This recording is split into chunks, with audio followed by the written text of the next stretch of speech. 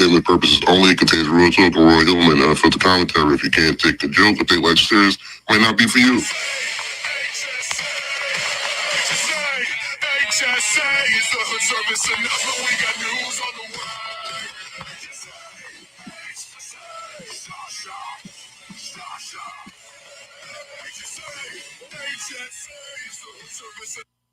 Service announcement. The following video was created for entertainment purposes. Yeah, I created a whole intro, but I didn't put the. I got an MP3 for it.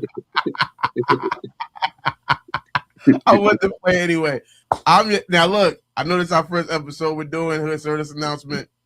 It's gonna be a way we're gonna do this. You feel me? I'm 34 and a half. This is my income, Mr. 1080. But as we introduce ourselves, you get 60 seconds. You give me all your AKAs. If you don't give me all your AKAs in 60 seconds, I'm gonna help fill the time up, and I'm gonna give you some more AKAs. So you got, hopefully you got your own, you can do. But you got 60 seconds to do, so people know who you are. You let them know your AKAs. You know what I mean? I just thought that was a funny thing to do. So we're gonna start you. We're gonna, I got you. So we're gonna give you 60 seconds. Let's reset it. And I'm a guy. You ready? Let them know who you is. I am 1080, the Don Della Nude, Mr. I am that guy, man. Alongside with my guy, Dirt, 34 and a half. Man, tap in, man. You already know, land your plane. Della Nude show. I'm here. What's good with it? AKA. Shout out to my gualas and my guala girls. AKA. The Don Della, I think I said that one already. The Don Della Nude. AKA. The biggest, man. AKA. The master of the ceremonies. The one, what do they say? The microphone checker. You got 6 seconds. One more. Give me one more. I ain't got no more, man. Hey, all right, that's what's up. It's your first time doing it. You in the hood service announcement. You in the hood with us, man. We out here. We out here, as I should say. Y'all know me. Watch, I'm gonna do it myself. I ain't gonna get you. I'm 34 and a half, aka the dirtiest, aka the one you wish you was, aka the guy that got the news, aka Mr. Make some moves, get some shoes, and don't make the news, aka I only got my GED, aka I got the news that you probably need, aka I been stopped smoking weed, aka niggas know me whether you know me or not, aka Mr. Social, hey, Mr. Antisocial, aka the one who gonna put it down, aka I might just do 30 seconds. Yeah, nigga. This is a long time. But no, I just thought that was a funny thing that I never, you know what I mean? I never seen nobody doing the intro. Nah, let's do it. Keep that shit going. Yeah, right. So we're gonna do it. We might switch it to 30 though for you guys. We here with the news. We gonna always be with you guys. So get used to this. You know what I'm saying? Get used to this like a deadbeat dad. Get used to us showing. We the opposite of a deadbeat dad because you can get used to us showing up.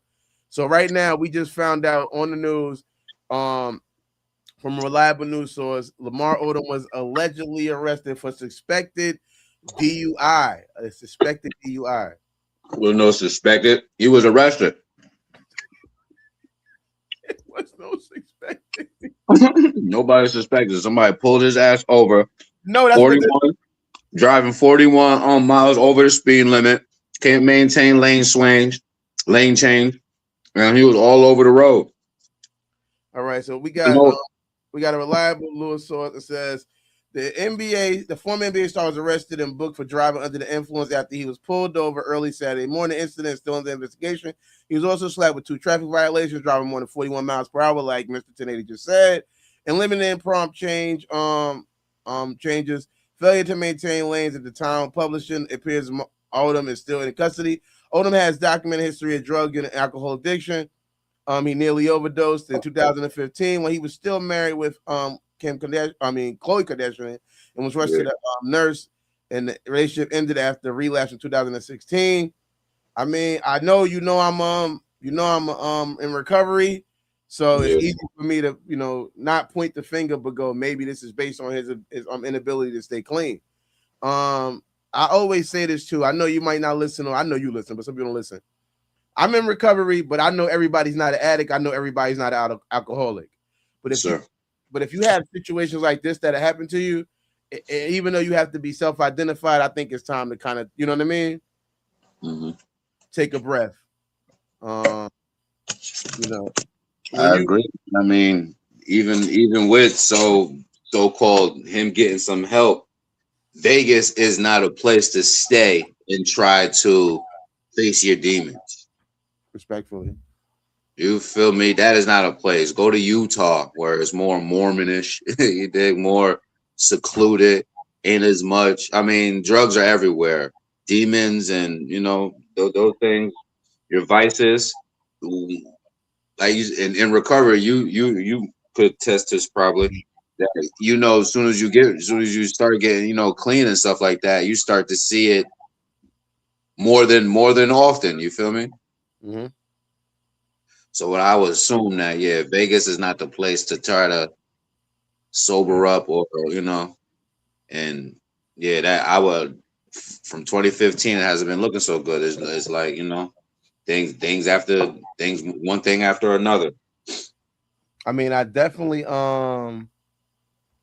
had a did a thing where I went to Vegas. One of the places I went to besides that's funny that I went to after was California and Vegas. It was two places I wanted to go to, because I was a stream pothead. I couldn't wait to go to California and smoke some green, and you know what I mean. And I went to both those places, Vegas and California, after being in recovery. So it was one of those like, damn, I'm here now, and I can't even partake in what my original dream was to come here. Obviously, as a weed smoker, knowing weed was legal in Vegas, I wanted to go there and smoke and not have to worry about any consequences and all the other things that come with that. And was in recovery. It was so funny. I was at a comedy show out there in Vegas, and they was smoking in the back, and it was in a hookah lounge that was also a cigar lounge, and they were smoking hookah, and it was I could not breathe. And then I walked in the front. I said, I'm gonna go in the front and just stand in the front until the show starts. And I go into the front, and right in the front, it was two things that was there that was really funny. One was they had the pawn shops, the one that's on TV, the famous pawn shop, was literally like within walking distance, but it was closed. It was right there, close to the joint where we was at. And I know the pink limousine is over there too. Yeah. And then there was a weed store across the street, and it said free samples. And I remember going like, even like, I got 4.5 years old, but at that point I had less, but still I was like, what the fuck is a free sample?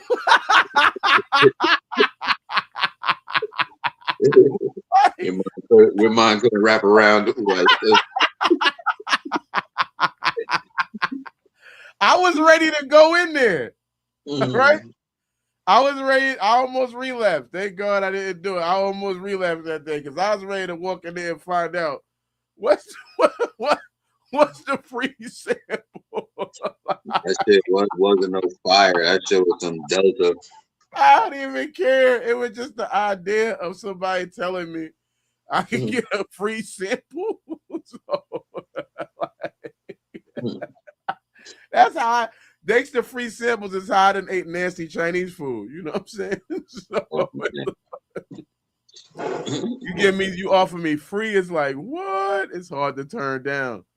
You offer me something free, I cannot just turn down. But yeah, I mean, the thing about recovery is you gotta be consistent with it. It ain't about, people think, oh, I'm gonna go get some help and I'm just gonna I'm gonna go backwards. Once you get that help, you gotta continue. If you are an addict, continue going to meetings and continue staying connected with recovery people and things like that, and who you're around and what's going on. You know what I mean?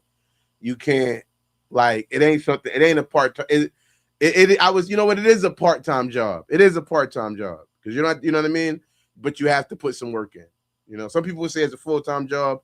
Don't quote me, but I would say it is at least a part-time job. You know what I'm saying? Where you need to be doing something towards staying clean. It ain't just about just saying it. You know what I mean? Hello?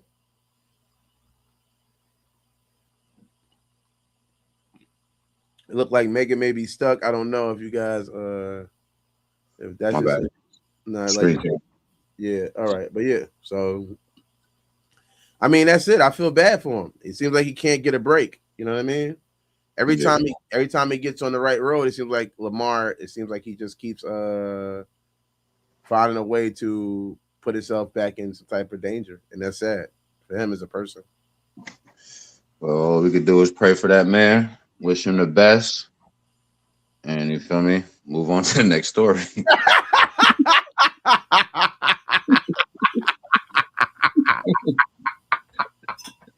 That's it. That's all we can do. All we can do, man. We feel bad.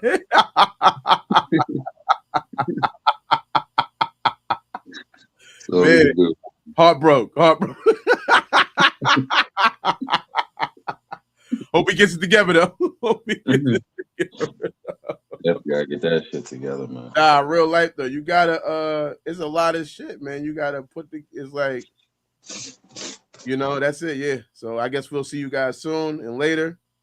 We'll be on here. We're gonna be on here so many times a day you're gonna get tired of seeing our face, but either way, just know we're gonna be here. It's the Hood Service Announcement. Don't forget to like, comment, and subscribe so you can get more news from a hood perspective. Don't only just subscribe to me. Subscribe to Make It a Don Delanucci's page where we do Land the Plane, which is another show where we also talk about hood news and other things and just topics, a lot of health topics. That's what I like about his show that I think is a little bit different from here. We're just more of a news situation. Over there, we talk about a lot of mental health issues, not issues, but how we could deal with mental health from a perspective that I think is really genuine and really honest and is really helpful to me when I have the conversations and hear the conversations. So I would definitely tap in with his page too, so you can hopefully land that plane and not crash. Ain't you tired of crashing out? Don't you want to land the plane? Go over there and get some of that content and make sure you can land the plane with my guy. Make it a Don Delanucci. With that being said, we're signing out. Prayers go to Lamar Odoms and his family, and hopefully he can. This could be the wake up call that he needs, because you know, if you don't get the wake up call, you're gonna get the other call. You know what I'm saying? And we don't want that to happen to anybody. You know, before the time they should have that happen. Leaving with there was a number that said at the joint, like we should leave it if anybody needs any help, stuff like that. You can leave a number. I don't know that number, but I was gonna say, you didn't. You know how you used to be putting up the numbers, like the number of something in recovery. To get people in recovery? No, not get people in recovery. You used to put up numbers like something 47 says this. Oh well, we can read that. I can read that for you today. I was gonna say, give him one of the numbers, something that you think that could help him. Well, the thing you're referring to is the just for the day. Yeah, and those change for the day, and it is like anything that you get connected with. It does have a spiritual aspect to it. So a lot of times it does connect. Let's see if this one connects. January 19th, 2026, making mountains in the molehills. When we stop living and hearing that, it's page 19 out of the basic text. When we stop living in the here and now, our problems become magnified unreasonably. Basic text page 99. Some of us seem to make mountains out of molehills with our problems. Even those of us who found our measures of serenity have probably blown a problem far out of proportion at some times in our recovery. We haven't done yet. We probably will before long. When we find ourselves obsessed with complications in our life, we will do well to sharply remind ourselves of all that is going right. Perhaps we're afraid we won't be able to pay a bill for the month instead of sitting at a calculator and adding our financial liabilities over and over. We should take stock in an effort to reduce expenses. Following as many inventory, we can continue with the task at hand and remind ourselves that as long as we are doing the footwork, our loving higher power will take care of our lives. Mountain-sized problems happen sometimes, but we don't need to create them. Trust is a loving God of our understanding and will put our problems in their proper perspective. We no longer need to create chaos to feel excited about our lives.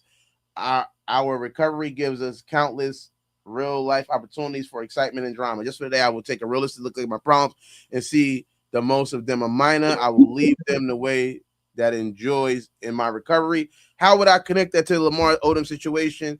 Yes, being arrested could be a problem for DUI. I don't know his current record of DUIs. I wasn't able to look that up really. Maybe it's sealed. I'm not willing to pay for the entry into his legal history. However, this is an opportunity. This seems like a problem, but it's an opportunity for change.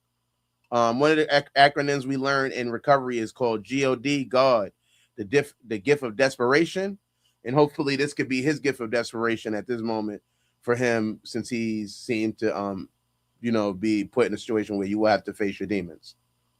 You know what I mean? So I would say, while this might seem like a major problem or a mountain, it could just be a molehill if he just gives it the proper energy and attention. Cool. No, yeah, that's dope. That sound like it fits. It does sometimes. It didn't fit. I seen some poets fit better. like it'd be crazy. Like you'd be like, you would read it and be like, damn, this is so relevant to what's going on today. So I feel like it fit a little bit, but it's cool. Either way, we're gonna shut this down so I can get more work done on it, and I'm gonna see if I can do the rest of the stuff I was telling you. Just call my phone. Yeah. You already. So like, comment, and subscribe, you guys. Bless. Peace.